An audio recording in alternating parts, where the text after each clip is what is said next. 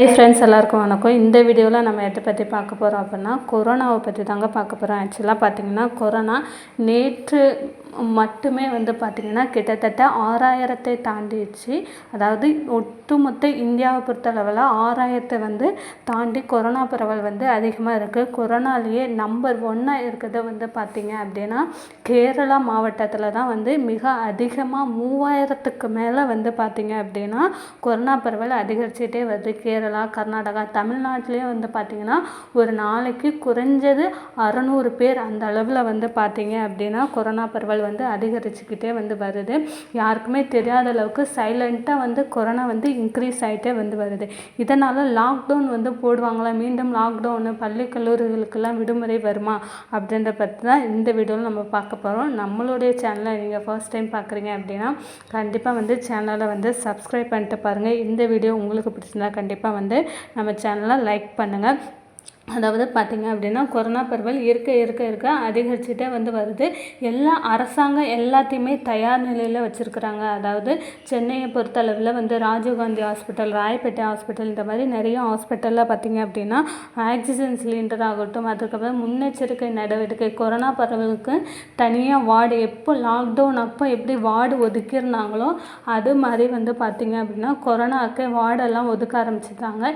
இந்த மாதிரி பார்த்திங்கன்னா ஒவ்வொரு நாளும் ஒவ்வொரு மாவட்டத்துலேயும் பார்த்திங்க அப்படின்னா கொரோனா பரவல் அதிகரிச்சுட்டே வருது. இதனால் லாக்டவுன் வருமா அப்படின்னு கேட்டிங்க அப்படின்னா நமக்கு கொரோனா மெல்ல இன்க்ரீஸ் ஆகிட்டே வருது. கொரோனா குறையலை. ஒரு வேளை இன்க்ரீஸ் ஆகிட்டு உங்களுக்கு ஒரு 3000 4000 அந்த மாதிரி ஒரு நாளைக்கே வருது அப்படின்னு பார்த்திங்க அப்படின்னா கண்டிப்பாக லாக்டவுன் போடுறதுக்கு கூட சான்ஸ் இருக்குது. அதாவது மீண்டும் பள்ளி கல்லூரிகளுக்கு விடுமுறை அளிக்க சான்ஸ் இருக்குது. ஏன்னு பார்த்திங்கன்னா ஆல்ரெடி நிறைய இறப்பு சதவீதம் அதிகரிச்சுட்டு, ஃபஸ்ட்டு கொரோனா, 2வது கொரோனா அப்படி இறப்பு சதவீதம் அதிகரிச்சுட்டு, ஆனால் இந்த டைம் பார்த்திங்க அப்படின்னா 3ஆம் அலைன்ற மாதிரி அது மீண்டும் தாக்கம் எடுக்க ஆரம்பிக்குது. வேகமாக ஒரு நாளைக்கே பார்த்திங்கன்னா தமிழகத்தில் 1000 அந்த அளவுகளை வந்துட்டு 1000 பேருக்கு கொரோனா அப்படின்ற மாதிரி வருது. இறப்பு சதவீதமும் பார்த்திங்க அப்படின்னா இன்க்ரீஸ் ஆகிட்டே வருது. அதாவது ஒரு நாளைக்கு 4 பேர் இல்லை 5 பேர் பார்த்திங்க அப்படின்னா 5 பேருக்கு குறையாமல் தமிழகத்தில் மட்டுமே இறப்பு சதவீதம் அதிகமாக இருக்குது.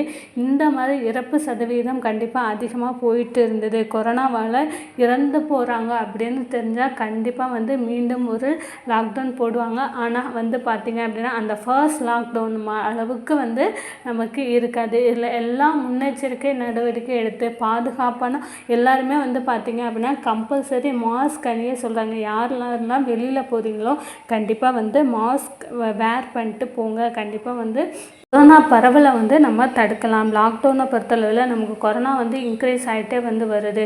அதாவது ஒவ்வொரு நாளும் இன்க்ரீஸ் ஆகிட்டே வருது அப்படின்னா மீண்டும் ஒரு லாக்டவுன் போகிறதுக்கு வாய்ப்புக்கு இருக்குது. அதாவது கேரளா, கர்நாடகா மாவட்டங்கள்லாம் அவங்க ஆலோசனை நடத்திட்டு வராங்க. இப்படி லாக்டவுன் போடலாமா, இதை கொரோனா பரவலை எப்படியெல்லாம் தடுக்கலாம் அப்படின்னு சொல்லி ஆல்ரெடி அவங்க கவர்மெண்ட்டில் ஆலோசனை பண்ணிட்டு வராங்க. தமிழகத்தை பொறுத்த அளவில் இப்போதைக்கு பார்த்திங்க அப்படின்னா ஸ்கூல் திறந்தே ஒரு வாரம் தான் ஆகுது. இப்போதைக்கு கண்டிப்பாக லாக்டவுன் போட மாட்டாங்க. ஒரு வேளை கொரோனா பரவல் அதிகரிச்சிச்சு, ஒரு நாளைக்கே இன்க்ரீஸ் ஆகிட்டே வருது அப்படின்னா மீண்டும் நமக்கு லாக்டவுன் போடுறதுக்கான சான்ஸ் இருக்குது. அதுக்காண்டி ஒட்டு மொத்தமாக எல்லாத்தையுமே மூடிட மாட்டாங்க. கண்டிப்பாக அதாவது ஒரு நாள் விட்டு ஒரு நாள், இல்லை 2 நாள் விட்டு ஒரு நாள், அந்த மாதிரி ஸ்கூல் காலேஜ் ஓப்பன் பண்ணுறதுக்கு வாய்ப்பு இருக்குது. ஸோ இதை பற்றின டெய்லி அப்டேட்ஸ் நான் உங்களுக்கு கொடுக்குறேன். Thank you friends.